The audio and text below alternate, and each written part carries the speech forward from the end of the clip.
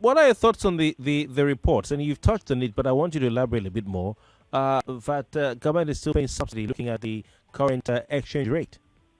Of course, government will pay subsidy. And I can tell you what government is paying now to government is quite negligible. Because like I mentioned to so many journalists, it is impossible for Nigeria to maintain the flotation that we started. It's practically impossible. Our Naira is weak. It does not command that energy that many of us thought that we can start combating with the dollars. Naira does not have such strength. We'll be lying to ourselves to think Naira can combat the dollar because as a nation, what exactly are we producing? Nothing. So how do we now think that we can start combating with another currency, the dollar for that matter? So it's really not visible for us to say that we can start combating the other nation's currency. I don't think that is obtainable right now. What I think, though, is that because we have floated, and we have now started to see that the impact of flotation seems to be endless. Government will now need to support, which I think may be happening, either at the FX window or to support the petroleum importer, maybe NNPCL or so. But when you look at the numbers government has started with, it's still very small, about 100 and something billion.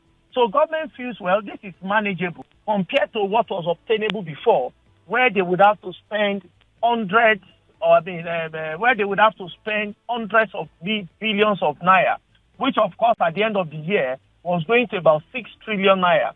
But with this new strategy, they believe they are spending less, and that is why they are in support of, yes, it's better than where we were. We have reduced our spend on subsidy by over 90%. Okay. So are you saying subsidy is not fully gone? No, for subsidy before now is gone. And remember, in Nigeria, this is not the first time we have seen subsidy left and technically returned. In 2020, we saw the announcement even by the minister that subsidy is gone and that it will never return again. I laughed that time because the minister did not understand what was going on around the world that time. There was seizure, for demand and supply. But when reality came back, government does not have the energy to come back to tell us that subsidy has returned. We cannot use the word subsidy is gone until we do something significantly about our foreign exchange market. Naira is susceptible to fall. And if subsidy is gone and we are importing 100%, then it's a big challenge. But if we have local refinery, we will be able to manage because 30 to 40% of our import bills that is depleting the foreign reserve is for importation of PMS. So if they are able to solve that, if they are able to solve the importation of PMS significantly, then we can say that subsidy is gone truly because there will be some balance, if you like. The demand for FX is significantly reduced by at least 1/3. And we are now producing, so we have output. Then Naira, if we are even exporting, you can imagine the kind of gains we will make at the same time. So we are hopeful that beyond just announcing that subsidy is gone, we will also have the energy to put something to defend the Naira without central bank intervening always in the market. All right. Interesting. But Dr. Paul, did he say he would charge US dollars or he would charge the dollar equivalent for his petrol and diesel or whatever he produces? So will anything change with more refineries coming on board? Well, that is Dangote's refinery. For me, I think the 4 refineries should be sold. I see no reason why we are holding on to dead horse. The 4 refineries have not benefited us as much as we desire, as much as we want. We have not seen significant support coming from any of the refineries. So that's 1. 2, if you must give support at all, it should come as discounted sales to Dangote. About 400 million barrels 400,000 barrels of crude oil is what is stolen in Nigeria, according to reports. Okay. So instead of allowing the 400 barrels to be stolen, why can't we save the 400 and give maybe 200, 300, 500, the 400 to Dangote to refine at a discounted rate because we're losing them. altogether. So if Dangote gets it at discounted rate from the Nigerian government, there is no way we will sell than what we will sell far lower than what we are doing right now. And that is what makes sense. So it depends on how much. If he's getting it at the rate that is competitive globally, then if we want to sell at the rate that is competitive globally too. Okay. Quite interesting. You talked about the flotation of the naira as another policy of the current administration that is saving the money. A lot of money. Part of this 5 to 6 trillion naira you're talking about. What does this flotation of the naira mean? Because one felt that this would mean that we don't have a parallel market anymore. We have a unitary rate and rather than two different rates. But till today, we're still quoting black market rate. What's happening, Doctor? So what has happened is that with flotation, we are saying that forces of demand and supply should determine the place of naira.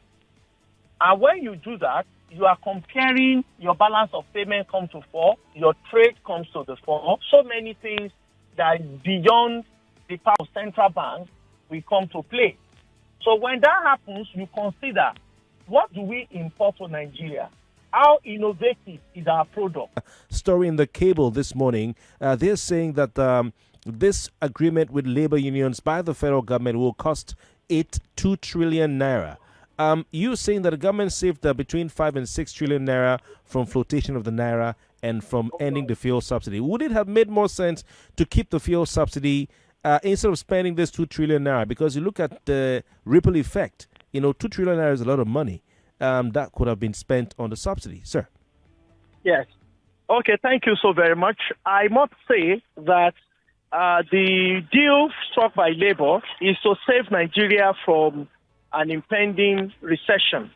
If Labour is down to, recall that this economy right now is not strong at all. We have inflation at 25.8%. We have unemployment that is really high. We have poverty that is growing. We have a number of things that is not really making the Nigeria's economy. So it's not what many of us had predicted that we are going to have as an economy right now that we are having. It is as a result that we feel that it is important for the government to speak with Labour. And I can tell you that one way or the other, we must agree that Labour is a pressure group. And the interest of Labour is to protect their members. That is what Labour did. Labour was able to get from 25,000 President Tinubu promised, they increased it to 35,000. And not only was it increased to 35,000, it's now to spread across all levels of workers. So, well, I can say that, yes, they've been able to have their ways, at least one of the major demands, one of the important things in the demands they've had is that should be done, and government has conceded from September. So, but how will this be when all level of labor, federal, local government and states are going to the same market to buy rice, to buy meat, to buy sugar, to buy salt, and their counterpart at the federal level is getting 35,000 naira extra, and the one at local government level, nobody is talking about it. So, government should be cautious, because when Labour said they will give till 30th of October, so, or 31st of October, then what Labour is saying technically is that with this extent to the remaining members of theirs that is not at federal level, namely state and local, will it extend to them? Because if it does not extend to them, then we have a lot to be worried about. We have a lot to be really worried about. Because what Labour will be expecting is that government will negotiate with the rest. We cannot call this increased minimum wage because it has not been passed to law. Until it is passed to law, then it becomes increased minimum wage. But technically, government is playing a very good and a smart one. It's going to be there for 6 months. Hopefully, the minimum wage committee, which includes but not limited to the Minister of Labour and so many other persons that are included, including members of organized labor, would have met and start conversation around increasing the minimum wage, which of course I would recommend in this instance should not be less than 100,000. In the reality of today, I don't think it should be less than 100,000, so that will spread to private sector and so on and so forth. So this is what Labour got from government. It includes CNG vehicles, buses, which government have said yes to come to Nigeria. And I think before subsidy is removed, honestly, all of these arrangements should have been in place. Right now, it's as though we have put the cart before the horse. Instead of the horse dragging the cart, it seems we are running the opposite, and we are trying to run a fire brigade approach just to cover, all of these things that has happened. And we did not envisage that the impact of subsidy removal and flotation at the same time will be up to what we are experiencing today. So that said, it's important for us to know that yes, it's going to cost government a loss, not just government at the federal, also at the state. And government is hoping that yes, even if they are spending 2 to 3 trillion now, they are not going to be spending the money permanently.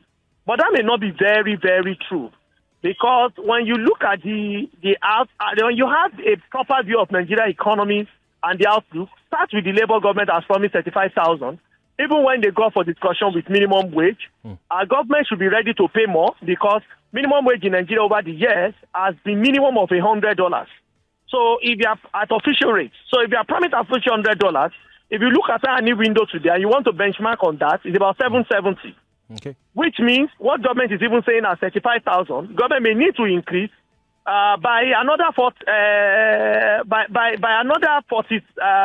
What's it called now? By another significant amount of money, which of course is more than 40,000. So that's if you look at what exchange rate is saying at 770. So maybe 47,000 or so is what government we need to add to the 30,000 minimum wage that we have. Or at best, my proposal is that government should pay 100,000, because by the time the negotiation starts, the question is, we will still be having the same conversation. Will it still be the same amount that exchange rate will be? Because labor is going to the same market. So one thing I can say is the benefit of this is that we have averted the strike from happening. Because if it does, it may lead to a protest. Okay. And you know that there are so many things that are already in the atmosphere now that Nigeria are not particularly happy about. Okay. The forthcoming increase in minimum wage leading to another bout of spiraling inflation. Okay, so there is no way you will not have inflation. Minimum wage will certainly lead to inflation. Even if it's just federal government worker or state government, you must have inflation. And we have projected that between now and March end 2024, you should expect inflation to gallop. You should expect inflation to go up to about 27 to 28%, year on year. Because the reality is we will not have much money chasing fewer goods. Petrol and all of those things, their prices will further go up. It is just the reality. So we have to choose.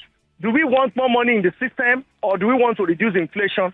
Unfortunately, because we have put two policies in place at the same time, they will induce other policies that will have negative impact on the economy. It is simple as ABC. So you are going to have both. You are going to have that impact happen starting from October, starting from when governments are paying that money. You're going to have it almost the following month. You will start having higher inflation. Already, inflation has not gotten to the point of inflection. That will trend downwards. It's still going up. And you saw what happened, from the impact of subsidy removal, what happened from the impact of exchange rate and so on and so forth. So will Nigeria get used to it overnight? The answer is no. But when exactly are we going to get used to it?